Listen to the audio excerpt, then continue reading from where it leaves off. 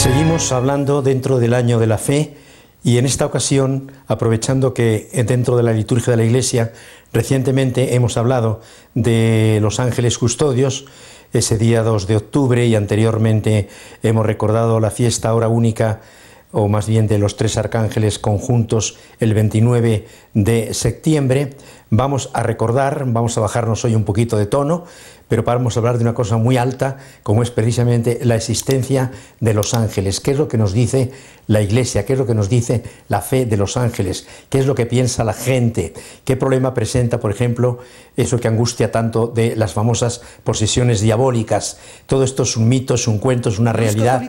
Pues hay muchas opiniones, como siempre en este tipo de cosas. Vamos a ver qué es lo que nos enseña nuestra Madre, la Iglesia. Quisiera empezar por recordar unas palabras del Papa emérito, Benedicto XVI, que decía recientemente, o no tan recientemente, sí, yo creo que recientemente, decía el Papa, hablando de este tema, se preguntaba, ¿qué es un ángel? Y respondía Benedicto XVI, la Sagrada Escritura y la tradición de la Iglesia nos hacen descubrir dos aspectos. Por una parte, el ángel es una criatura que vive, que está en presencia de Dios, que está orientada hacia Dios con todo su ser y con todo su existir. Los tres nombres de los arcángeles acaban, se habrán dado cuenta, en él: San Miguel, San Rafael, San Gabriel. Y ya sabemos que él, en el hebreo, en la Sagrada Escritura, significa Dios. De modo que ya el nombre de los ángeles nos están indicando esa función de llevarnos a Dios, de orientarnos a Dios, de servir a Dios, de ayudar a Dios en la misión estupenda que Jesucristo tiene en el mundo de redimirnos a todos los hombres y naturalmente a los cristianos. Decía uno de los poetas que llaman de los poetas del mal, los poetas diabólicos, el poeta maldito, Charles Baudelaire, decía que la astucia más hábil del diablo es la de convencernos de su no existencia, es decir, de su inexistencia. Parece que hoy también, en el mundo en el que estamos, o encontramos de repente una especie de se pone de moda en películas, se pone de moda en la literatura, y al mismo tiempo también, a veces, dentro de la teología, hay autores que dejan la fe o que no tienen la fe o que la interpretan mal y que niegan precisamente la existencia del diablo.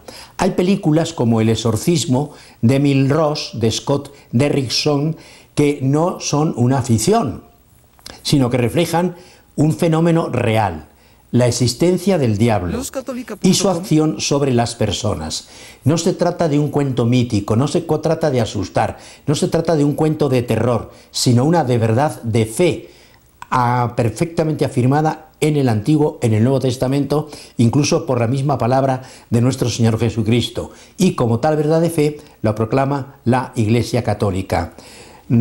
Es verdad que en estos últimos años ha habido un poquito las dos posiciones, ha habido una serie de... ha aparecido mucho en la literatura, en libros, explicaciones del diablo, que dice la Sagrada Escritura, y al mismo tiempo también gente que dice que es una cosa mítica, que es una especie de superstición. Una sociedad materialista, lógicamente, no puede admitir una realidad espiritual. Como para nosotros, según la fe, el espíritu es la esencia, como dice San Agustín, del diablo y también del ángel bueno, evidentemente no podrían existir. Si no existe más que la materia, por tanto es inútil hablar de espíritus como son los ángeles, tanto no caídos como los caídos, los buenos como los malos. Pero desgraciadamente hay también un tema que quiero hablar un poquito de él, porque es importante antes de ver un poco qué es lo que nos enseña nuestra Madre la Iglesia, que es el tema del satanismo. Es muy curioso cómo a medida que se va perdiendo la fe, empiezan las supersticiones, empiezan un poco realmente los personajes que se dejan llevar y que actúan realmente satánicamente y que son realmente cosas que llaman la atención e que incluso proclaman o exigen una explicación. El satanismo, que había quedado reducido hace unos años, bastantes años, a el Caribe, el África y Brasil, pues resulta que ha rebrotado últimamente en el mundo occidental. Y de hecho, desgraciadamente, han proliferado en estos últimos años, finales del siglo pasado y principios del que estamos viviendo, organizaciones y sectas que rinden culto al diablo, una cosa verdaderamente increíble, ¿no? Unos que dicen que no existe y otros que resultamente están convencidos de que existe y le rinden culto como si fuera prácticamente Dios. Y que parece que ganan adeptos porque a medida que la juventud viene más desesperada, más en esa situación de descarte, lo ha llamado el Papa actual, Francisco, no se dejen descartar, que se lo ha dicho a los jóvenes en Brasil, es decir, separar, apartar, tengan en cuenta que tienen que hablar y tienen que decir cosas, pues el poder del diablo es el mismo de siempre. Así lo explica uno de los que están ahora más de moda, pues tiene su blog en los periódicos españoles, que se llama José Antonio Fortea.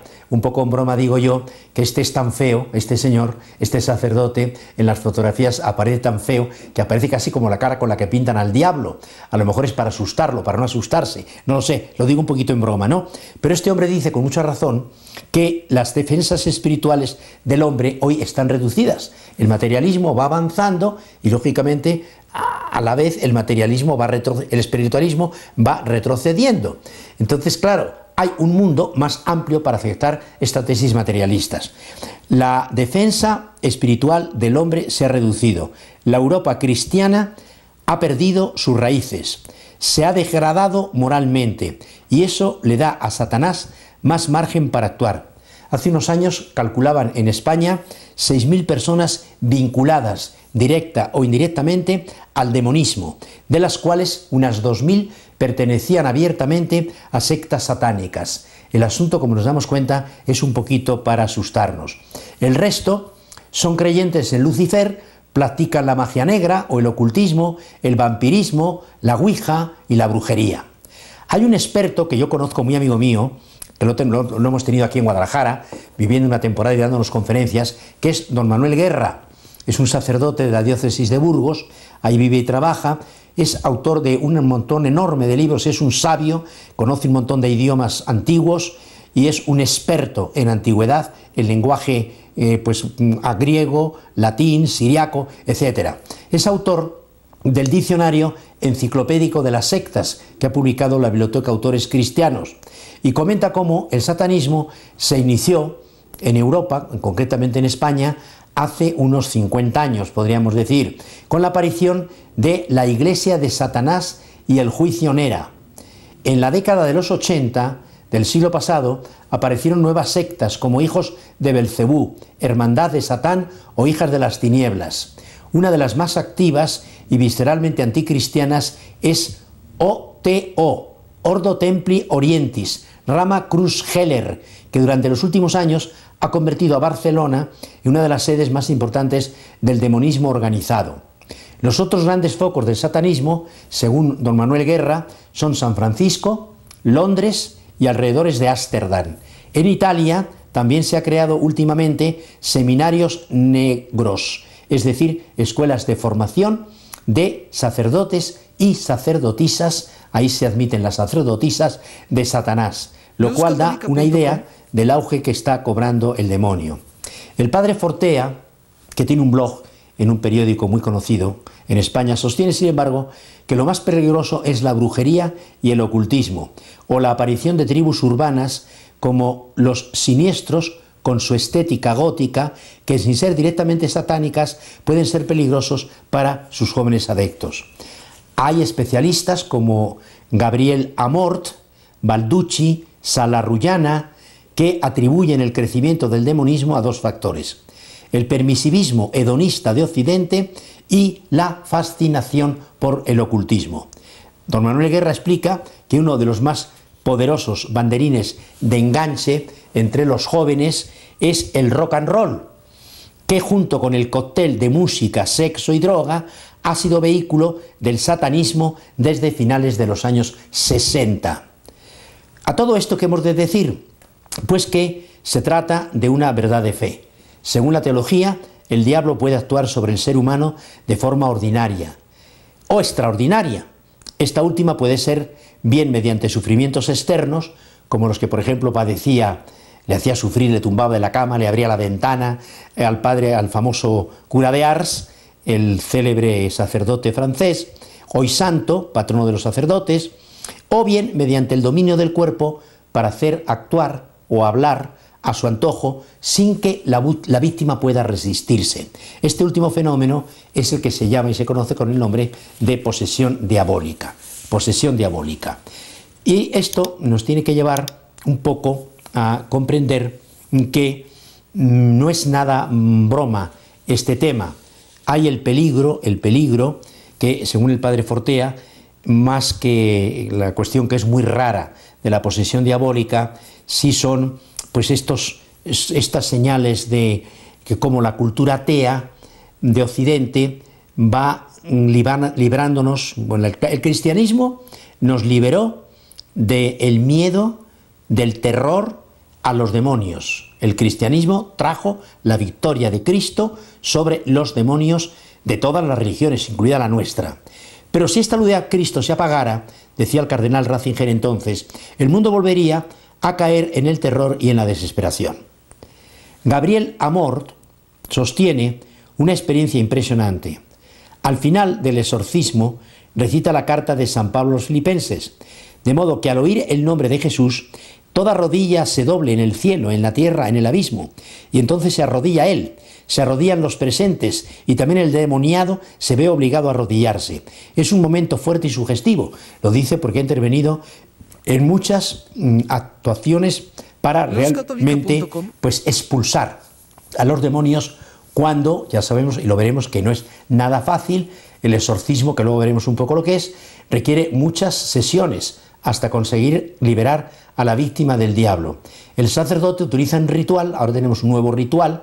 Había un ritual muy viejo desde el siglo XVI-XVII que ha sido renovado recientemente con gran crítica por parte del padre Amort, porque no está muy contento con pues cómo lo explican y todo esto, pero en fin, no es ahora el tema de entrar en eso. Pero lo que sí está claro es que hay que tener muchísimo cuidado, porque como dice José Antonio Fortea, señala que puede ser contraproducente el espiritismo, la ouija, la brujería. Los ritos afrocubanos son muy peligrosos, dado que suelen encubrir otras formas de demonismo. El hecho de que el santero tenga imágenes sagradas, que esto pasa mucho en México, no es ninguna garantía. La única garantía es el conducto canónico de realizar exorcismos cuando se tiene la certeza de que esa persona efectivamente tiene una posesión diabólica y necesita el exorcismo. Hay que recordar también, y lo recuerdo ya desde ahora, que el espiritismo está condenado desde siempre por la Iglesia. El padre Amort es tajante. No existen espíritus buenos fuera de los ángeles, ni espíritus malos fuera de los demonios. Los concilios han declarado que la alma o las almas de los difuntos van directamente al cielo, al purgatorio o al infierno. No hay más. No hay almas errantes que andan por ahí. Esto se da mucho en gente soñadora, que sueña que se le apareció la abuelita o el abuelito, que sí hay que rezar pues por él porque parece que está en el purgatorio.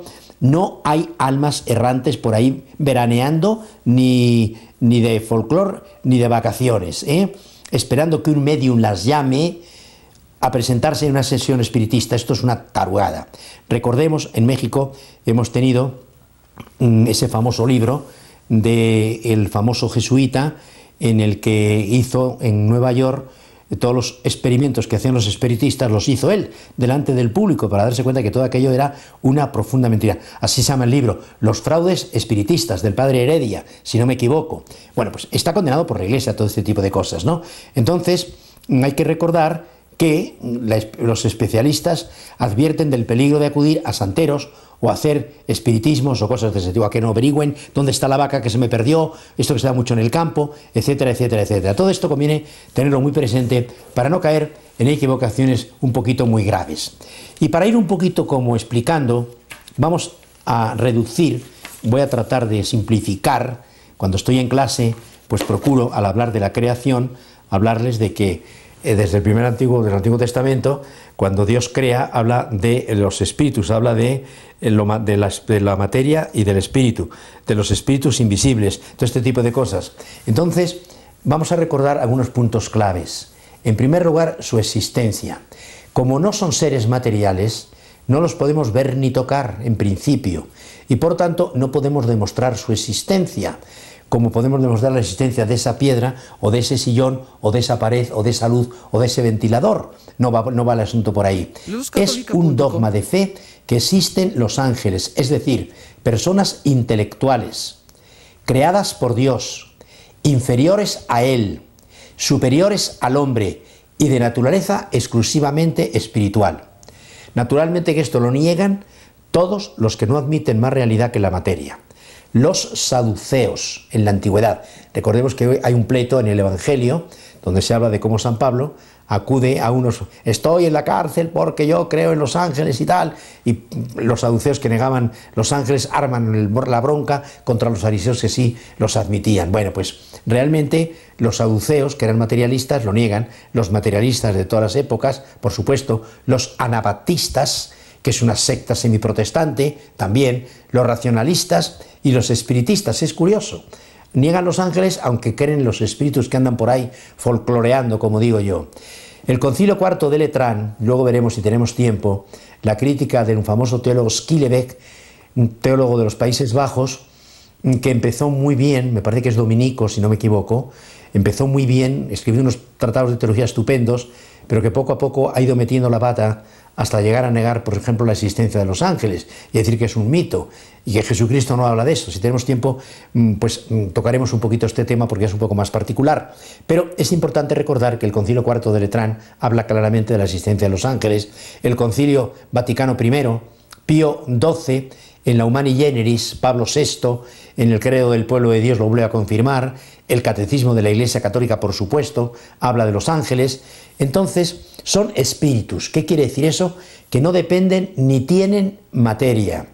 Es verdad que en algunos autores católicos, sobre todo en la Edad Media, como no se podía negar la aparición de los ángeles, y para verlos hace falta que tengan una cierta corporalidad, llegaron a hablar de que tenían un cuerpo muy sutil. Sin embargo, jamás la Sagrada Escritura, ni el Antiguo, ni el Nuevo Testamento, sí afirma que los vemos, pero no dice que tengan cuerpo. Siempre los califica de espíritus. Por eso la Sagrada Escritura nunca hace mención del cuerpo o del alma del ángel. No son como nosotros, criaturas, sustancias de una biunidad, como diría Juan Pablo II. De una unidad somos una sustancia espiritual, de naturaleza racional, y esa sustancia tiene una dimensión corpórea y tiene una dimensión espiritual. Un soma y un psique. Bueno, pues esto realmente no se da en los ángeles. En los ángeles no hay mezcla de soma ni de psique. Son espíritus. No tan puros como Dios, por supuesto, son creados, por tanto son, como dicen, ebieternos. No son eternos, pero sí han sido creados para la eternidad. Han empezado a existir en la creación, ahora veremos un poco cuándo se supone, y desde entonces realmente pues están con nosotros para ayudarnos, como vamos a ver, ¿no? La razón demuestra su conveniencia. El argumento que da Santo Tomás es que si en la creación vemos que hay espíritu, mezcla de materia y de espíritu, parece que podría haber también espíritus simples, que no sean ni Dios y que no sean tampoco materia. Pero es una razón de conveniencia, no es una razón, no es una argumentación apodíctica ni muchísimo menos. Los conocemos simplemente por revelación. La razón demuestra su conveniencia. Por ejemplo, no hay religión que no tenga ángeles o que hable de los ángeles. Muchas de las religiones no cristianas hablan de los ángeles, de la existencia de los ángeles, lo que parece que no deforma ni estropea su mentalidad, su lógica.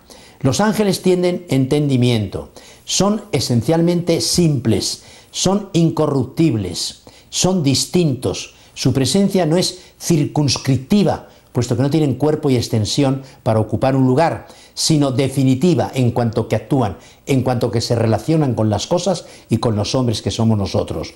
Los ángeles tienen inteligencia, los ángeles tienen entendimiento, la Sagrada Escritura les atribuye sabiduría, conocen a Dios y a sí mismos por su propia sustancia, y las cosas por las especies que Dios les infundió al crearlas. No conocen los futuros contingentes. Los futuros contingentes son los que Dios conoce porque conoce la contingencia en que se van a dar, pero no conocen los secretos de los corazones ni los misterios de la gracia.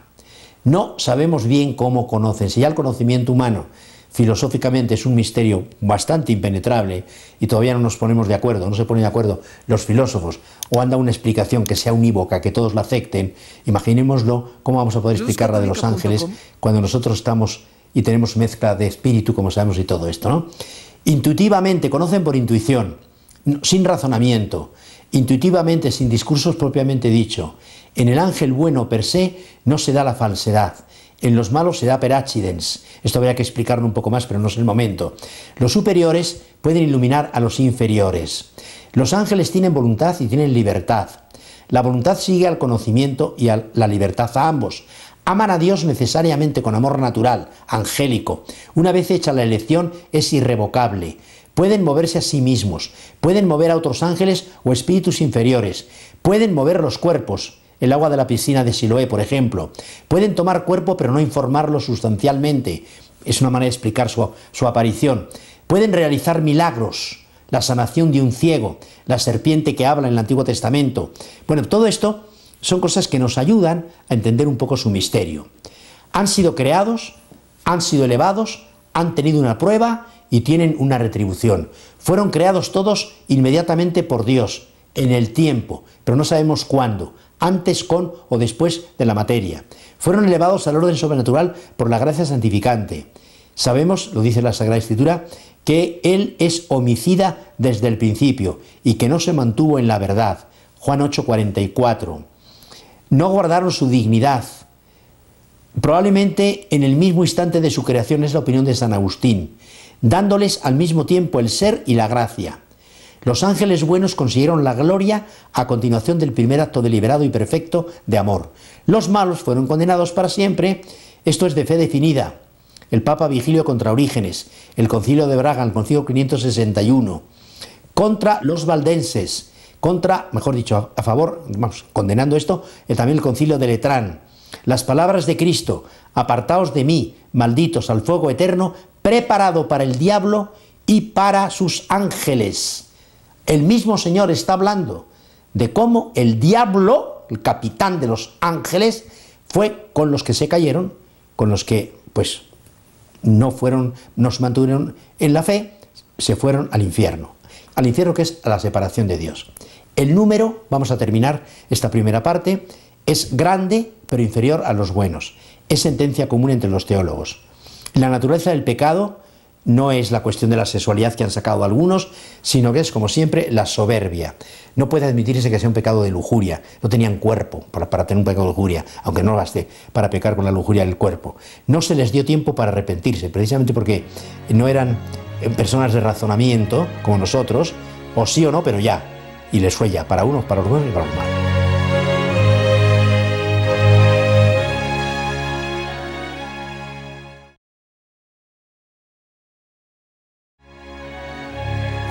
¿Por qué los llamamos custodios? Pues porque tienen la función de guardarnos, de cuidarnos, de custodiarnos. Son enviados por Dios para nuestra guardia habitual y permanente. Es doctrina común, no es dogma de fe, que cada persona tiene el propio. Los catecismos, todos ellos hablan del ángel custodio, el magisterio de la Iglesia habla continuamente del ángel custodio, las palabras del Señor son definitivas. Hablando de los niños o de los que perjudican a los niños, dice el Señor: sus ángeles ven de continuo en el cielo la faz de mi Padre Celestial. Mateo 18:10. Santo Tomás, en la Suma Teológica, en la primera parte, en la cuestión 113, comenta en su artículo 4 los ángeles custodios y también comenta pues aquel modo de pensar que tenían los primeros cristianos cuando saben que Pedro está encarcelado y de repente aparece en aquella casa donde estaban reunidos los cristianos, y cuando la sirvienta dice pues que está Pedro en la puerta, pues no se lo creen, y entonces dice, será su ángel, será su ángel. Con el tiempo, los teólogos han venido un poquito como aumentando, los autores espirituales. Si todos tenemos el ángel custodio, entonces parece que de alguna manera los sacerdotes tenemos un ángel custodio un poco peculiar, que es el que ayuda a los sacerdotes. Hay muchos autores que lo sostienen, como también sostienen, por ejemplo, se habla hoy, hay un libro muy interesante de una amiga mía, El ángel custodio de la nación mexicana. Está también un libro muy interesante de un obispo español, El ángel custodio de la nación española.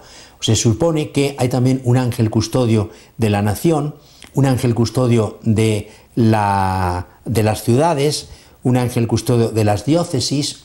Se habla también de los ángeles que custodian los agrarios, y pues dura ese ángel desde que nace el hombre, según la mayoría de los autores, hasta que muere, hasta el purgatorio. Algunos dudan si está en el purgatorio también. Bueno, ayudan en cuanto al cuerpo y en cuanto al alma, y se les da culto, no de latría, que es un culto exclusivo para Dios. Esto que no lo entienden nunca los protestantes, no es un culto de dulía, que es el que se da a los santos, el de hiperdulía, que se da realmente a la Virgen. Es un culto a los ángeles como a los santos, de dulía.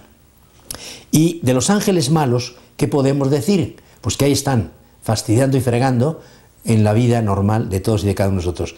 Tratan y tientan a los hombres. Adán pecó, nos dice la Sagrada Escritura, por sugestión del diablo. Recordemos las tentaciones de Cristo. No son una cosa mítica, es una cosa real. El Señor se deja tentar, un poco para ser ejemplo de toda la naturaleza humana, pero al mismo tiempo nos da el ejemplo de no dialogar con el diablo, no dialogar con la tentación, sino siempre poner a Dios por delante. La letra de la palabra de Dios, la palabra de Dios en su letra, por delante. Recordemos que pueden producir daño externo. En el Antiguo Testamento tenemos a Asmoneo y los maridos de Sara, el caso de las plagas de Egipto. Pueden causar también la posesión diabólica, que no es otra cosa que la posesión del cuerpo humano por el demonio. Tiene varios nombres, hay que saber procurar no confundir. No es lo mismo la obsesión que la posesión. En la obsesión uno está, de ahí viene la palabra, obseso, obsesionado. Obsesionado, estoy preocupado por algo que no me lo puedo quitar de la cabeza, pero que no me impide la libertad de mis miembros ni de cosas de ese tipo, ¿no? Cuando no quita por completo la libertad del hombre, se llama obsesión. Y cuando quita por completo la libertad del hombre, entonces se llama posesión. O la quita por completo, o casi la anula, o casi la suprime, porque en estos casos se dan. Ahora bien, nunca, nunca, nunca el diablo es parte de la sustancia de la persona. No se trata nunca de que la persona que está poseída por el demonio tenga una unión sustancial, o sea, una unión en el ser, en la sustancia. No, jamás. Eso no se puede dar. La presencia de la posesión por el diablo en la persona posesa es siempre una unión de tipo accidental, no de tipo sustancial. No es pecado ni necesariamente pena del pecado, sino un mal físico que Dios permite por alguna razón. ¿Por qué permite Dios las posesiones? No lo sabemos. Pero sí sabemos que Dios de los males saca bienes y de los grandes males saca grandes bienes. Podemos decir sin ningún miedo que alguna razón de tipo teológico, alguna razón de tipo psicológico, alguna razón de tipo sociológico, alguna razón de tipo simplemente humano, pues es la razón por la cual permite que una persona sea poseída por el demonio. La Sagrada Escritura habla de los demonios arrojados por Cristo y de los demonios arrojados por sus discípulos por el poder que tenían sobre los espíritus inmundos. Mateo, por ejemplo, capítulo 10. Pueden producir efectos mágicos. Esto es lo que se llama magia blanca, por aplicación ingeniosa de fuerzas naturales. Y magia negra por obra del diablo. Entonces se llama maleficio cuando se intenta causar daño a un tercero.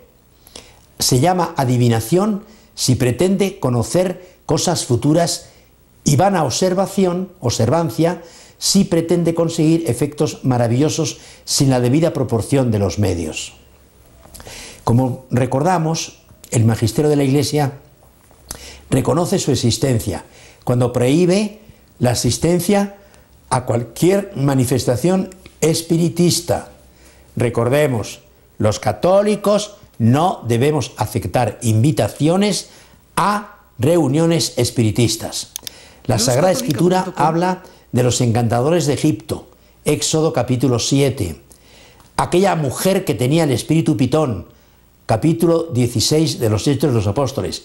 El mago Elimas, del capítulo 13. Los pseudoprofetas que al final del mundo obrarán grandes señales y prodigios. Es un tema tan delicado que conviene tener siempre muchísima prudencia y no empezar a decir, porque ahora pues eso, le echamos al chamuco la culpa de todo. Cualquier tontería que hemos hecho, el chamuco no. El chamuco no te va a acatar la libertad. Tendrías que estar realmente poseída. Por eso no va por ahí el asunto, ¿no? Lo que sí conviene recordar es que el mal no es nunca persona, pero sí es personal. Esto es muy importante. El diablo es el espíritu, esto lo decía Goethe, el gran poeta alemán. El diablo es el espíritu que siempre niega. El mal no es persona, pero sí personal.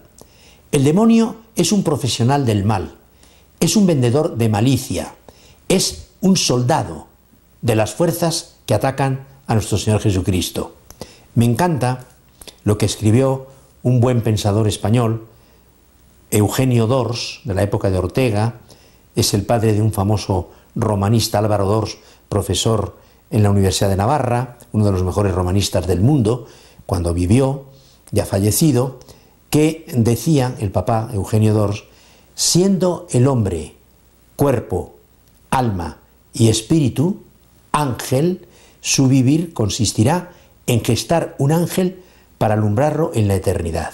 Es decir, la misión del ángel es hacer de ti y de mí un ser angelical, espiritual, para alumbrarlo en la eternidad.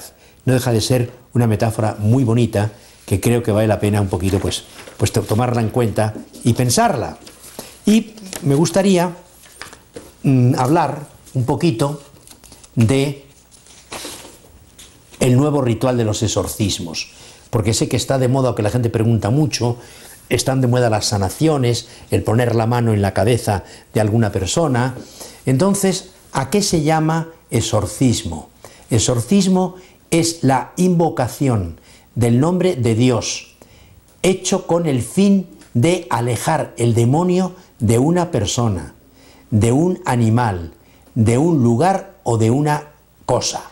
Esto está en el Código de Derecho Canónico 1172. Y en el Código de la Iglesia Católica, en 1673, se pueden ver un poquito estas cosas. A lo mejor estoy equivocado en cuanto al número, estoy hablando un poquito de memoria, pero vamos, está en el Código de Derecho Canónico, está en el Catecismo de la Iglesia Católica. ¿Cómo pueden ser los exorcismos? Los exorcismos pueden ser públicos o privados, más bien solemnes, mejor que públicos o privados, solemnes o simples. Solemnes son en los casos en que, evidentemente, después de que uno ha recurrido a todos los médicos y a todos los psicólogos habidos y por haber, y nos damos cuenta de que aquello no es cuestión médica, no es cuestión psicológica, no es cuestión de locura, entonces pueden ser solemnes cuando hay posesión y cuando hay obsesión diabólica. Entonces el exorcismo tiene una cierta grandiosidad, una cierta solemnidad. Y luego están también los exorcismos simples, que son los que todos vemos, por ejemplo, en los bautismos, ¿no? En el bautismo hay un exorcismo, se le sopla al muchachito, se les da saliva en el oído para que oiga, la boca para que hable, Es una forma de recurrir a aquellos puntos del Nuevo Testamento donde vemos que el Señor pues curaba de esta manera. Entonces es una forma de recordar esto. Y estos son públicos y simples. Públicos porque en cualquier bautismo los tenemos. Y simples, pues porque no tiene más que una oración, que es la que viene al momento de bautizar al muchachito. Ahora bien, ¿quién es el que puede ser? ¿Cualquier sacerdote puede ser exorcista? No.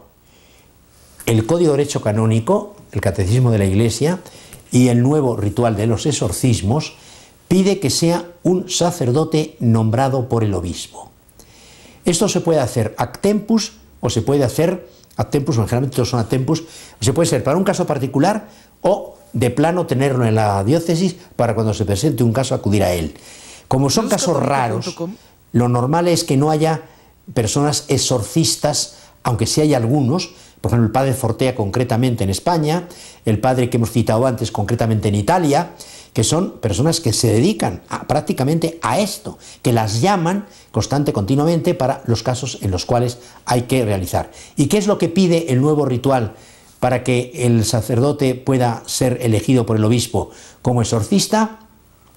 Debe ser presbítero, o sea, sacerdote, piadoso, docto, prudente y con integridad de vida. Y luego que tenga permiso del obispo. El obispo le da permiso para coger el ritual. Hay un montón de oraciones en las que siempre se nombra a Jesucristo y se reza, se reza, se reza hasta que desaparece la obsesión o la posesión de aquella persona, ¿no? El nuevo ritual ha sido muy criticado, sobre todo por el padre Amorth, muy criticado, no es ahora el momento ni me voy a meter en esto, pero era el anterior del siglo XVII, de 1614. Y el lenguaje, pues era un lenguaje de aquella época, y ahora el nuevo lenguaje del ritual es más sobrio, ofrece una gran flexibilidad para que el exorcismo pueda integrar diferentes textos que se encuentran en el rito. Además, eso es muy importante, hay oraciones para uso privado de los fieles cuando consideran que existe un influjo maligno.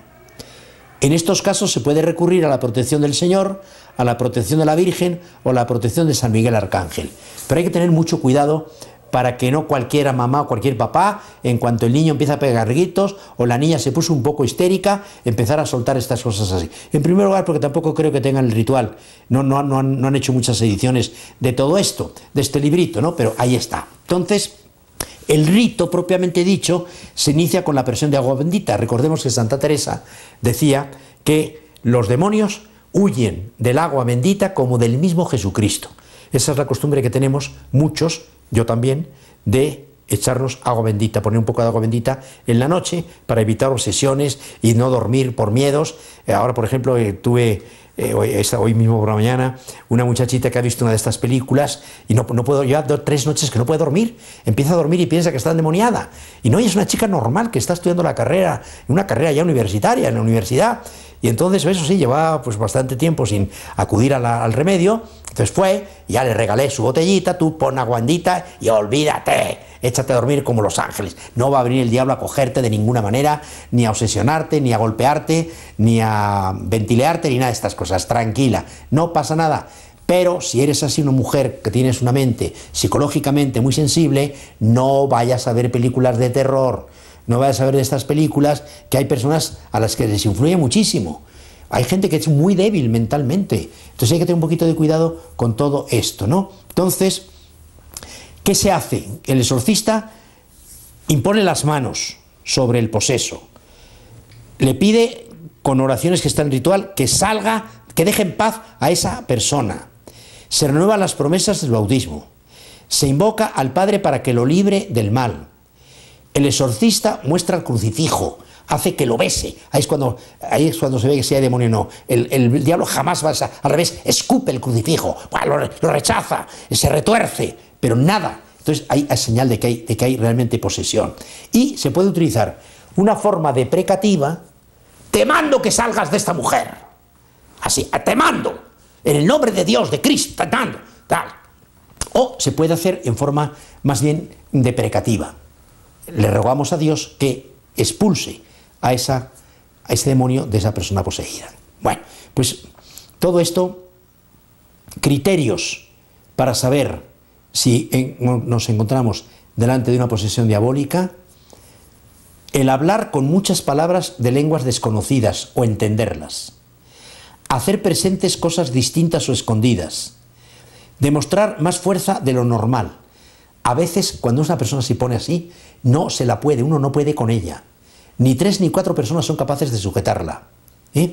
Más fuerza de lo normal, junto con aversión vehemente hacia Dios, la Virgen, los santos, la cruz y las imágenes sagradas. Eso no lo aguantan, no lo aguantan. Bueno, ya hemos hablado de que se necesita autorización del obispo. Se recomienda que los sacerdotes colaboren con los psiquiatras para verificar la diagnosis de la posesión diabólica e intervenir en los casos en que sea necesario. El exorcismo tiene como punto de partida la fe de la Iglesia, según la cual existen Satanás y los otros espíritus malignos. La doctrina católica nos enseña que los demonios son ángeles caídos a causa de sus pecados, que son seres espirituales de gran inteligencia y poder.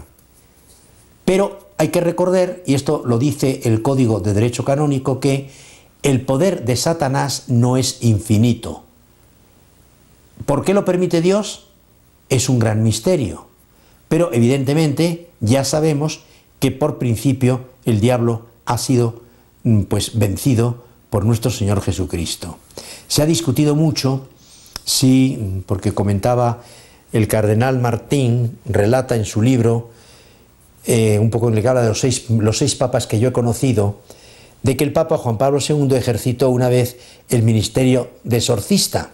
El 4 de abril de 1982, el obispo de Spoleto, Italia, Monseñor Alberti, fue recibido en audiencia por el Papa con una mujer poseída que se arrastraba por el suelo gritando.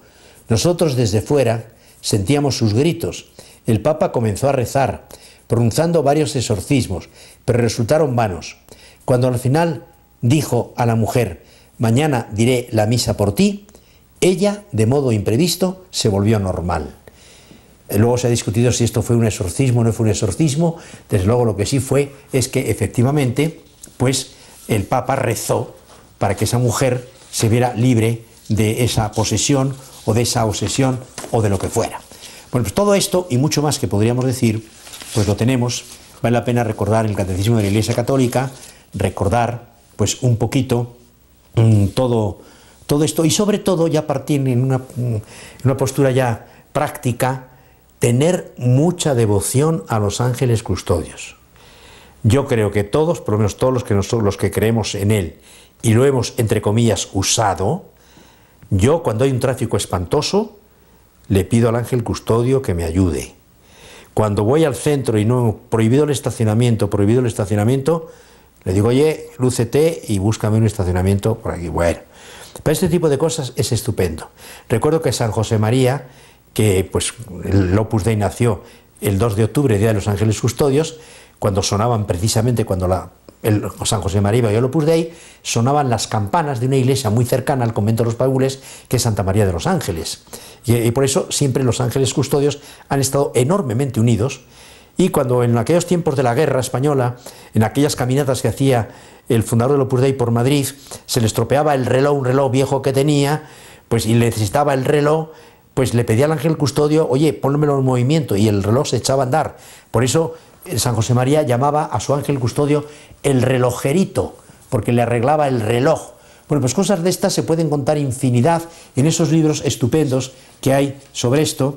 Me gustaría, antes de acabar, citarles algunos de los libros. Por ejemplo, a mí me gustó mucho el libro de George Huber, Mi ángel marchará delante de ti, Editorial Palabra, Madrid, 1974. Es una pareja de suizos católicos que escriben un libro estupendo sobre los ángeles. Aquí en Guadalajara tenemos a una señora que se cambia el nombre, se llama Mariana de San Miguel, porque tiene mucha devoción a los ángeles custodios, y se llama El Santo Ángel Custodio de la Noción Mexicana.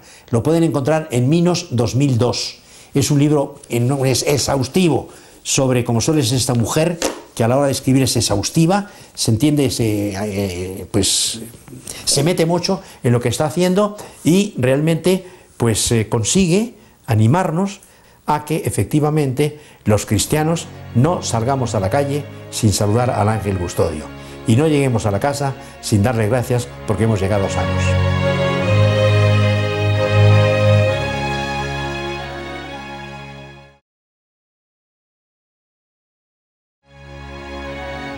Quisiera, antes de terminar, comentarles algunos libros y también comentarles que la Iglesia desautorizó a una comunidad alemana que se llamaba Opus Angelorum, porque decía cosas muy exageradas que no estaban en la tradición ni en la doctrina de la Iglesia, pero que se han corregido y últimamente parece que ya han aceptado, el magistrado han corregido sus errores y están de nuevo en circulación.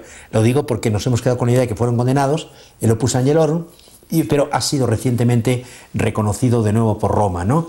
Algunos libros que les comentaba, bueno, pues yo les recomendaría, por supuesto, que leyeran a Santo Tomás de Aquino, a San Buenaventura. Todos los grandes santos han sido muy devotos de los ángeles custodios. Les he comentado el libro de George Huber, Mi ángel marchará delante de ti.